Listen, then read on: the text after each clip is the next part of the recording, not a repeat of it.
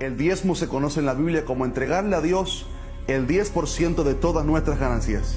De ahí proviene la palabra diezmo, de 10. Esta práctica comenzó en el Antiguo Testamento por primera vez y fue practicada por los judíos por generaciones. Pero muchos tienen dudas con respecto a si debemos diezmar todavía hoy en el tiempo de la gracia. De hecho, se cree que el 58% de los cristianos no diezman o tienen dudas al respecto. Es por esto que hoy te quiero dar 3 razones por las cuales el diezmo sigue vigente hoy en día. Te aseguro que saldrás bendecido después de este video. Primeramente, muchos dicen que el diezmo es el tiempo de la ley y que ahora estamos en la gracia. Pero tengo noticias para ti. La ley fue dada por Dios a Israel a través de Moisés, obviamente. Y antes de Moisés ya habían hombres de Dios que diezmaban. Por ejemplo, Abraham diezmó a Melquisedec de todo lo que había ganado en el botín cuando rescató a su familia. También su nieto Jacob prometió darle a Dios el 10% de todo lo que ganase. Romanos 4:12 dice que nosotros, los gentiles, debemos seguir las pisadas de fe que tuvo nuestro padre Abraham antes de la circuncisión. De manera que el diezmo fue antes de la ley, así que no es una práctica únicamente para los judíos ortodoxos. En segundo lugar, en ninguna parte del Nuevo Testamento aparece un solo versículo que derogue o elimine esta práctica de diezmar. Más bien, Jesús enfatizó la importancia de seguir haciéndolo. Por ejemplo, Él criticó a algunos que diezmaban, pero que habían olvidado la justicia, la misericordia y la fe. De esta manera les criticó que lo más importante eran estas cosas, pero luego no descalificó la importancia del diezmo, sino que les dijo, esto era necesario hacer sin dejar de hacer lo otro.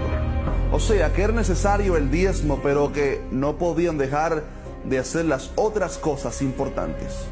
Y por último, el principio por el cual se estableció la práctica de diezmar fue para el sostenimiento de sacerdotes y levitas, o sea, de los ministros del tabernáculo o el templo. Jesús dijo en Lucas 10:7 que el obrero es digno de su salario, y todavía hoy en día está vigente el llamado de Dios a sus siervos en trabajar a tiempo completo en la obra.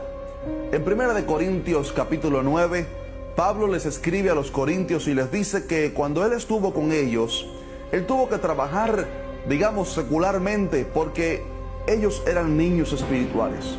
Pero ahora les escribe y les recalca continuamente que el obrero debe vivir del evangelio y no debería trabajar fuera de él necesariamente. En el versículo 6 él pregunta, ¿o solo yo y Bernabé no tenemos derecho de no trabajar?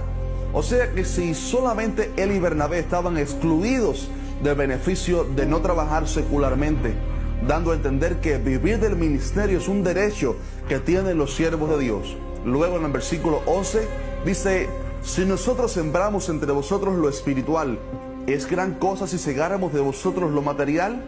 Y termina el versículo 14 diciendo, los que anuncian el evangelio, que vivan del evangelio.